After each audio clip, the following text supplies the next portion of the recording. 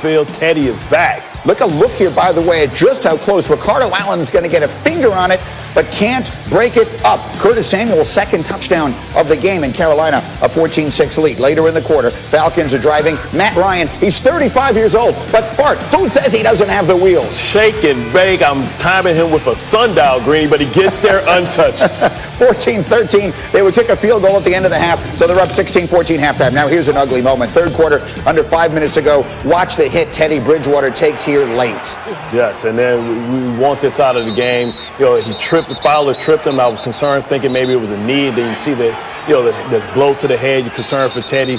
But you know what? We have to get this part out of the game. It's okay to be physical. It's not good to be dirty. It's Charles Harris who hit him. He would be ejected. Bridgewater would go to the tent for evaluation. He'd go out for a while. He would return to the game. Meanwhile, early fourth, we've got Atlanta's Todd Gurley. Here's a touchdown he meant to score this week. They would miss the point after, so it's still a one-possession game, 25-17. But here's your ball game. Last chance Panthers, about a minute to go. This is Teddy throwing it up. This is Belidi, Ray Wilson picking it off. And that's your ball game. Falcons hang on to win this time, 25-17. Let's talk about the quarterback, Matty Ice. I told you guys he's one of those new age quarterbacks, man. You guys have been sleeping on me when I've been saying it this whole time, but Matt's making plays with his feet. He's making plays with his arm. He's making plays with his mind, and he's certainly leading his football team. Right, and so there's a lot of talk about the future there in Atlanta. Of course, they fired the coach. They may very well end up with a very high draft pick. There are two very notable quarterbacks expected to go at the top of this draft. Currently, FPI projects Atlanta for the number 8 overall pick, which would not suggest they would get a chance at either of those two, Trevor Lawrence or Justin Fields. And so Diana Rossini in with me all morning long here as well. And I just want to ask one question. I mean, not the sexiest matchup, and we'll get to some of the other games. But that's the last game Atlanta will play before the trade deadline on Tuesday. Matt Ryan and maybe more so Julio Jones. Any chance they have played their last games as Falcons? Yeah, it's always a chance on a struggling team. But when you take a look at their contracts and you take a look at the money and how it would put them in a really bad position, that being the Atlanta Falcons, it would make 0 sense for them to move Matt Ryan and Julio at this point. Could this happen in the future? 2021, absolutely, this could be on the table. But right now, before November 3rd, it would make 0 sense for the Falcons. Okay, we will call that foreshadowing because Bart might be lobbying for a Julio Jones deal as we continue, but let's see. Meanwhile, let's run the hurry up through the big games this weekend because this Sunday is going to be epic. And let us start with the Rams and the Dolphins. Yes, can we get that going? Here we go. Run the hurry up. Rams, Dolphins. Ryan Clark, what are you looking for in this game? I'm looking for the Miami Dolphins to not make Tua Tagovailoa wear Aaron Donald like one of those new age rumpers the kids are wearing right now. If you watch the San Francisco 49ers, they put their game plan in place to make sure Jimmy Garoppolo stayed clean. I'm expecting the Miami Dolphins to do the same thing. Get the ball out of Tua Tagovailoa's hand, move the pocket to allow him to be outside of where Aaron Donald normally rushes, and run the football. And by the way, nothing's wrong with double and triple teams. Meanwhile, Cowboys, Eagles, Bart, what are you looking for? Well, I'm looking to see that, during the week, did the Cowboys go to the Oz, to the Wizard, and go get a heart?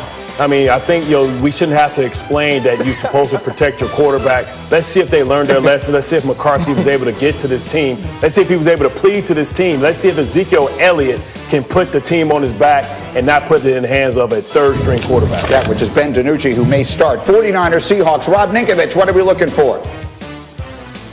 I'm going 49ers running game to the edge against Seattle's run defense. Look, last week the 49ers against the Patriots were able to run the ball to the edge at any point in the game, and they even threw the ball to the flat, which were like runs.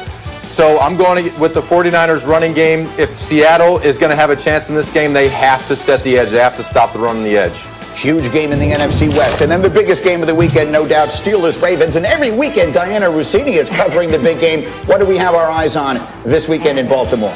I'm looking forward to seeing this Steelers defense make a declaration that they're the number 1 defense in the league right now. Because going into this game, the Ravens technically have the number 1 defense. We saw them slow down Derrick Henry last week. I'm looking forward to seeing what they're going to do to Lamar Jackson. Because that offense is not the same offense we saw last season. They're running the ball less, and I think the Steelers are going to stop them. And we take a look here at some of these numbers. While Lamar Jackson and the Ravens still one of the best teams, the quarterback has not played at the same dizzying height that he reached last year. Through 6 weeks, he has fewer touchdowns, lower completion. You see all the numbers. Yeah. We'll see if he can turn that around.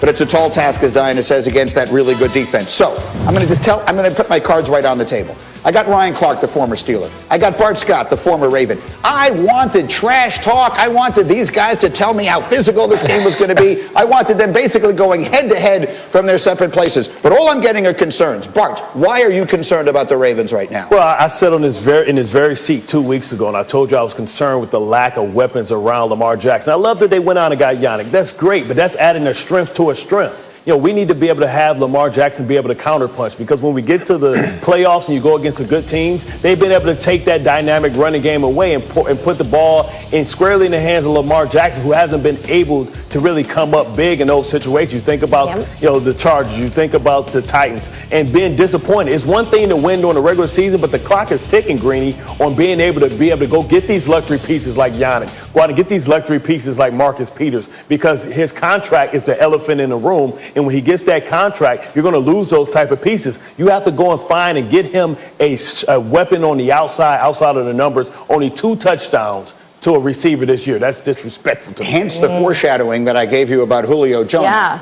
Not Julio aside. No. Are we hearing the Ravens are out there looking for a receiver? Do we think they may add a weapon? Signing Dez Bryant was a very fair sign here that they know I can't say it with a straight face. Dez Bryant played like 10 years ago. He did, but he showed him enough, right? So he worked out with him in the summer. He didn't have a great workout, but he came back again, and apparently he's in better shape and he's playing better. So, look, they're taking a risk with here, and with it's actually very little risk on taking a chance on Dez here. But it is very clear that Lamar Jackson is not the same quarterback that we saw last season. They're running 10 yards less per carry here that on average. Yeah. And that's pretty much telling the story. And then you just look at the sacks here, the pressure he's getting. Mm-hmm. Last year, he had 25 sacks the entire season. He's already got 16 through 5. Right. So he's feeling that pressure because they know that he's looking to run first. They're going to take him down. It's old. They've seen it on film. They figured it out. It's a game plan. They understand what it means now. So all the concerns for the Ravens, and I figure RC is going to be in here doing nothing but talking smack. But Ryan, you're telling me this morning you have a concern that I think most people don't see coming. Yeah, we talked about the ifs coming into this year, and it was if Ben Roethlisberger was healthy. Well, my if for this game is if Ben Roethlisberger plays well, if Ben Roethlisberger protects the ball, if Ben Roethlisberger is the Big Ben that led this team to 2 Super Bowl championships. And we saw the tale of 2 Bens last week against the Tennessee Titans. And I told you guys before, there are these certain players that you just know you have to live with some things. They're going to make some great plays, like the shovel pass out in the flat to Eric Ebron, and then they're going to throw 3 interceptions in the second half, and you feel like you got to go out and play. Sometimes you don't even get a good drink of Gatorade. Well, if he turns the ball over against Marlon Humphrey, against Calais Campbell, against Marcus Peters, some of these very ball-aware football players that the Baltimore Ravens have on their team, they're going to lose this game. And so for me, it's about Ben Roethlisberger not only making plays to Chase Claypool, Juju Smith-Schuster, Deontay Johnson, using James Conner out of the backfield, but it's about him protecting the football. I believe that the Pittsburgh Steelers have the better defense. I believe the Pittsburgh Steelers have the better overall team. But it's about, hush, it's my turn. You said a whole lot of weed earlier. I'm talking about these 2 people that played. I'll get to you later. Because I told you what Rob Spillane was. Hey, listen, I told you what Rob Spillane was going to do last week. I can't sun you 2 weeks in a row. We're trying to be friendly here. Back to what I was saying, though. If Ben Roethlisberger doesn't play well, if Ben Roethlisberger turns the ball over in this game, the Baltimore Ravens win. And I feel like that's their path to victory. So this is all about Big Ben not being if he's healthy, but being the Big Ben that helps the Pittsburgh Steelers win this game. There was just a little glimpse of what we were looking for, and we will come back to that. But Rob Ninkovich, let me come to you, because the scheduling of this game is fascinating. The Ravens are coming off a bye. The Steelers were supposed to be. But because of the rescheduling involved with Tennessee, they're coming off a tough game, that physical matchup we were just talking about, where the Titans made a big comeback in the second half. How big an advantage is that in your mind for Baltimore, Rob Ninkovich? Well, I don't think it's that big of an advantage, obviously. Look, you can think back to the playoffs when the Ravens were the #1 seed. They had a bye week. They went out and they lost in the playoffs. So sometimes that bye week can almost be a time for you to reflect on the things that you're not doing well, and questioning the things that you're doing and questioning your skill sets. So the Ravens, to me, I think they're going to go and play the Steelers, who have just come off a huge win against Tennessee. They're kind of rolling right now. They don't want to have a bye week. They want to just keep rolling into the season here. I can think back to the playoffs, and when we were going into the playoffs, we had a bye week. We were just telling each other in the locker room with the Patriots, like, look, let's just go play. We're ready to go. We're healthy. Let's go play football. So sometimes that bye week could actually make you be worse and not help you be a better football team when you have too much time on your hands. I just think that it could potentially hurt them. So I think the Steelers coming out after this last week victory against Tennessee are going to just be steamrolling right now. They're going to be ready to go. I'm going with the Steelers on this matchup because of that defense. RC, how about the bye week? Listen, it's not about what happens before you play the Baltimore Ravens. Thank you. It's about what happens after. Whenever I would look at the schedule, I didn't care if it was the Cleveland Browns the week before, or I didn't care if it was the Cincinnati Bengals the week before the Baltimore Ravens. I wanted either a bye after we played the Baltimore Ravens, or I wanted the bye that the Pittsburgh Steelers will get in playing the Dallas Cowboys after the Baltimore Ravens. Because when you are neck deep in ice and you are neck deep in making sure that your treatment plan is on schedule so you can actually get on the field the next week after the Baltimore Ravens game, that's what's important. I notice you nodding. You're feeling the same way. Well, with all fairness to Rob, he wouldn't understand what this type of rivalry is all about.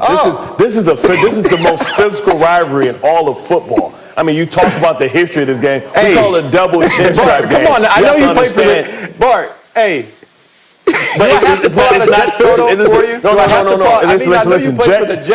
Jets Patriots cannot compare. This is something totally different. This is a man's game. This is Ward Gotti. This is like in the trenches. Ain't no fancy stuff going on. Ain't no trickeration. It's like I'm going here and I'm going through you. Can you stop it? It has nothing to do. Listen, when I went to the AFC East and we played the Patriots, it was more about minds. It was more about strategy. This is a straight up alley fight right here. It has nothing to do about this. This is about a double chin strap. Somebody gonna get carried off.